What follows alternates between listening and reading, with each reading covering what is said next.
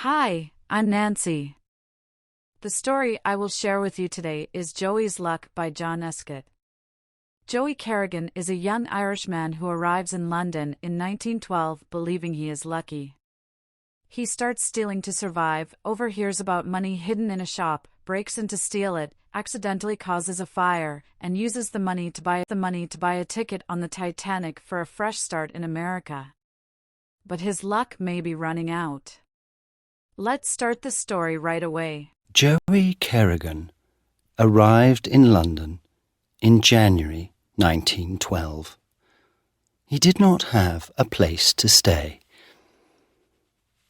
It doesn't matter, he thought, smiling. Joey's luck is going to find me a room. Joey thought a lot about luck. One day, I'm going to be rich, he told everybody. Lucky people get rich, and I'm lucky. After a lot of walking, he found a room in a house. It was near Tower Bridge. The room wasn't very big, but it was cheap. The landlord's name was Mr. Webber.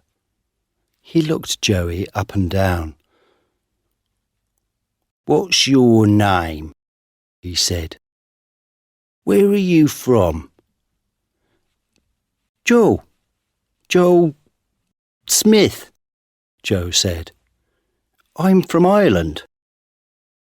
"Well, you can have the room," Webber said, "but I want 2 weeks' money. Now." "I've only got 1 week's money," Joey said. "And tomorrow's Sunday," Webber said. "You can't find work on a Sunday. So when can you give me the 2nd week's money?" Joey smiled with his mouth, but not his eyes. "I can find work," he said. "I'm lucky. Good things happen to me. It's called Joey's luck." On Sunday, Joey stayed in bed all morning, and in the afternoon he went for a walk. After an hour, he took a bag from a woman in Fleet Street. The woman shouted, "Stop! Stop!" But Joey was now 50 meters away, and there were no other people near. Joey laughed and ran down a little street, then between 2 tall buildings down to the river. He stopped and opened the bag. There was some money in it, but not very much. He took the money out, then put the bag into the river. Later that day, he walked past a bookshop. There were lots of people there, looking at books, and Joey moved carefully between them. For a second, he stood behind a fat man, then moved quietly away. The man did not feel Joey's hand in his back pocket, but the man's wallet was now inside Joey's shirt. It was a big, fat wallet, and when he got back to the house, he gave the landlord the 2nd week's money for the room. "You found work on a Sunday?" Webber said. "Where? Who with?" Joey smiled. "I told you. I'm lucky. Joey's luck." For the next 3 months, Joey Kerrigan walked the streets of London most days. He stole handbags from women or things from shops, and he took wallets from men's pockets. One morning, at the beginning of April, he took a wallet from the pocket of an old man with a red face. Joey was usually a very good pickpocket. People never knew anything about it. But not that morning. The man with the red face was quick. He turned, saw Joey, and shouted, "Hey, you! That's my wallet! Come back here!" But Joey was a good runner too. In 2 seconds he was round the corner into another street, then round another corner, and then he jumped onto a bus. "Joey's luck," Joey said, laughing. There was more luck for Joey that week. He first learned about Theo Goldman's money in a pub near his landlord's house. Webber went to the pub most evenings and sat with his friend Goldman. Goldman had a shop not far from the pub. He bought and sold a lot of different things: tables, chairs, beds, clocks, watches, books, pictures. When Joey went into the pub that evening, he saw Webber and Goldman at a table near the window. There were a lot of people in the pub. Joey bought a drink, then found a chair near Webber and Goldman. They did not see him. Joey sat with his back to them and listened. "But I need money to buy things when people bring them in," Goldman said. "Some money, yes," Webber answered. "But £100 or more, and in the shop? No, Theo." "It's not in the shop," Goldman said. "It's in my room at the back." "Do you have a good place to put it?" Webber said. Goldman laughed. "A very good place," he said. Joey sat with his drink, thinking. He knew Goldman's shop because it was in the same street as Webber's house. Joey often walked past it. £100 or more. "I'm going to get that £100, he thought. "Then I can do anything. Perhaps begin a new life in America." He smiled. Joey's luck again. So the money was in the room at the back, in a very good place. But where was that place? The next morning, Joey walked slowly past Goldman's shop. He did not go in, but looked through the window. The old man was in the shop, but he did not see Joey. Joey saw an open door to the room at the back of the shop. Through the door, he could see a table, 2 chairs, and a big cupboard. Was Goldman's money in that cupboard? Suddenly, the old man looked up, and Joey quickly turned and walked away. He did not go to bed that night. He put all his things into a bag, sat in an armchair, and waited. Midnight came and went. At 2 o'clock in the morning, he went down the stairs and out of the house. It was a cold night, and Joey looked up at the moon in the sky. "Are you a lucky moon?" he said, smiling. "Joey's lucky moon." He walked to Goldman's shop and looked round. Nobody was in the street. He took a small hammer from his coat pocket and broke the glass in the shop door. Then he put his hand through and opened the door. Joey moved quickly into the shop. He closed the door behind him and put his bag on the floor. Then he walked quietly across the shop to the door into the back room, opened it, and went through. It was dark, but moonlight came through the window, and Joey could see the big cupboard. The little hammer soon opened the cupboard. There were a lot of books and papers inside. Some of the papers fell out onto the floor. "Who's there?" Joey did not move. Only his eyes moved, looking around the room.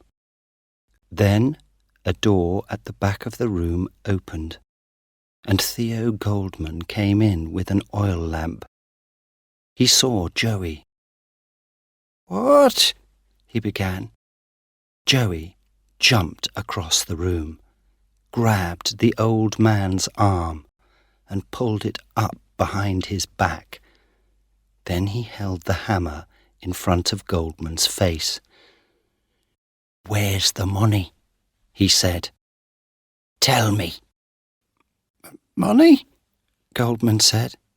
What money? There isn't any money." "Yes, there is," Joey said. "You told Webber about it in the pub. £100 or more. Where is it?" Goldman said nothing. "Tell me," Joey said, "or I'm going to break your arms. First one arm, and then the other one. Where is it?" Goldman tried to pull his arm away. He made small, angry noises, but no words came out. Joey held the hammer in front of Goldman's eyes. "Tell me, or this hammer goes into your face." All right. It's under the floor," Goldman said. "Under the cupboard." Joey pushed the old man across to the cupboard. "Get it," he said. "Now." The old man put the oil lamp on the floor and pulled the cupboard away from the wall. Then he got between the cupboard and the wall and pulled up some of the floor. There was a small box under the floor, and Goldman got it out. Joey grabbed the box from the old man's hands and opened it. It was full of money. Joey smiled. "I know you," Goldman said suddenly. "You live at Albert Webber's house." "Albert who?"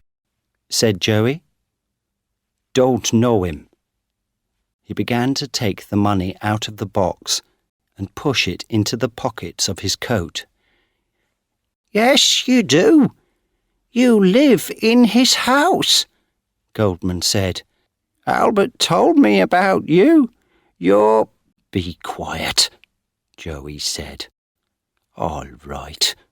So you know me, but nobody's going to find me." He laughed.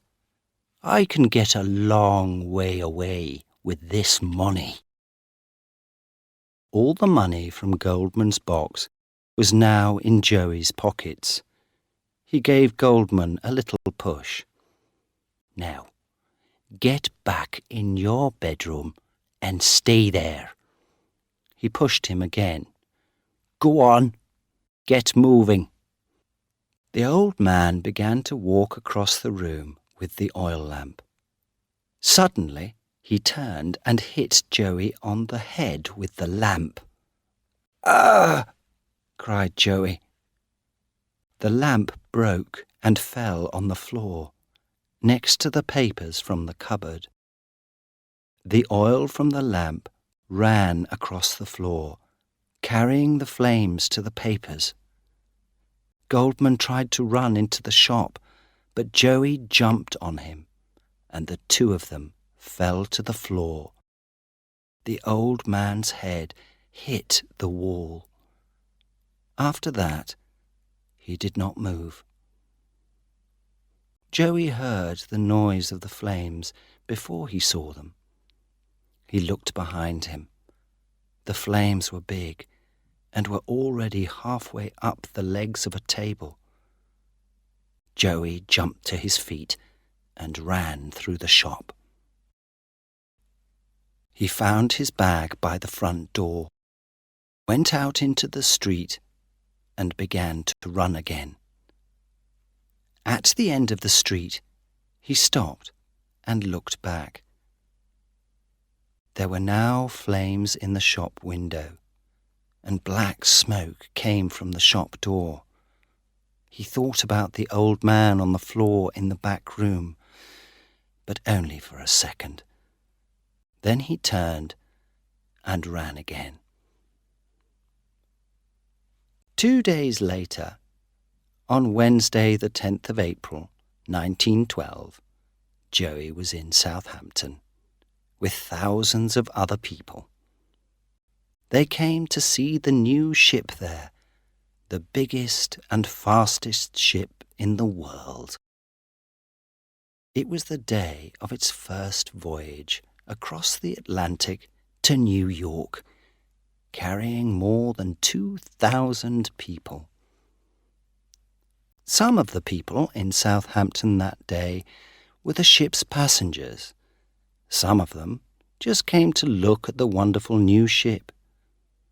And there it was. Joey was a happy young man. He was a passenger with a ticket in his pocket. A ticket to New York. Life was good, he thought. Joey's luck got me the money for my ticket, he said, laughing. And Joey's luck is taking me to America. This is the end of my old life.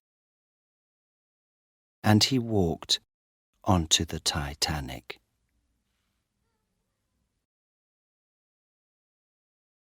Well, the story comes to an end here, but you mustn't stop here. Vocabulary is a fundamental aspect of English proficiency. I have compiled a list of challenging words from this story, along with their English definitions and example sentences used in the story. Let's get started right away. Bookshop. A shop that sells books. Later that day, he walked past a bookshop. Pub. A bar or tavern. Weber went to the pub most evenings and sat with his friend, Goldman. Tower. Tower Bridge in London. It was near Tower Bridge. Fleet. Fleet Street in London. After an hour, he took a bag from a woman in Fleet Street. Titanic. The famous ocean liner ship. And he walked onto the Titanic. Voyage. A long journey, especially by ship. It was the day of its first voyage across the Atlantic to New York, carrying more than 2,000 people. Armchair. A comfortable chair with armrests. He put all his things into a bag, sat in an armchair, and waited. Cupboard. A storage cabinet with shelves and doors. Through the door, he could see a table, 2 chairs, and a big cupboard. Hammer. A tool with a heavy metal head used for hitting nails. He took a small hammer from his coat pocket and broke the glass in the shop door. Lamp. A device that produces light. Then a door at the back of the room opened, and Theo Goldman came in with an oil lamp. Wallet. a small case for holding money and cards. The man did not feel Joey's hand in his back pocket, but the man's wallet was now inside Joey's shirt. Coat. An outer garment with sleeves. He took a small hammer from his coat pocket and broke the glass in the shop door. Smoke. The visible gas and air from something burning. There were now flames in the shop window, and black smoke came from the shop door. Stair. Steps used for moving between floors in a building. At 2 o'clock in the morning, he went down the stairs and out of the house. Midnight. 12 o'clock at night. Midnight came and went. 50. The number 50. But Joey was now 50 meters away, and there were no other people near. Pickpocket. To steal from someone's pocket. Joey was usually a very good pickpocket, people never knew anything about it. Shout. To yell loudly. The man with the red face was quick, he turned, saw Joey, and shouted. Runner. Someone who runs, especially in races. But Joey was a good runner too. Round. To turn around a corner or curve. In 2 seconds, he was round the corner into another street, then round another corner, and then he jumped onto a bus. Fastest. Moving with great speed. They came to see the new ship there, the biggest and fastest ship in the world. Lucky. Having good luck or fortune. Lucky people get rich, and I'm lucky. Halfway. At the middle point. The flames were big, and were already halfway up the legs of a table. Luck. Success that happens because of chance. There was more luck for Joey that week. Moon. The natural satellite that orbits the Earth. It was a cold night and Joey looked up at the moon in the sky. Smoke. The visible gas and air from something burning. There were now flames in the shop window, and black smoke came from the shop door. Passenger. A person traveling in a vehicle but not operating it. He was a passenger, with a ticket in his pocket, a ticket to New York. Now, are you ready to test your understanding of the story? Let's see how well you were paying attention. Where does Joey Kerrigan arrive at the beginning of the story? What does Joey think a lot about? How does Joey get money when he first arrives in London? Who tells Joey about hidden money in a shop? Whose shop does the money belong to? How much money is hidden in the shop? How does Joey break into Goldman's shop? Where was the money hidden? How does the fire start in Goldman's shop? What does Joey use the stolen money to buy? Where is the Titanic headed on its first voyage? Why does Joey want to be on the Titanic? What year does this story take place? Where does Joey tell Goldman he is from? Who does Goldman say recognizes Joey? Thank you for watching. Please take a moment to hit the like button and subscribe to my channel. Your support really motivates me to keep creating content. I appreciate you all, and I'll see you in the next video.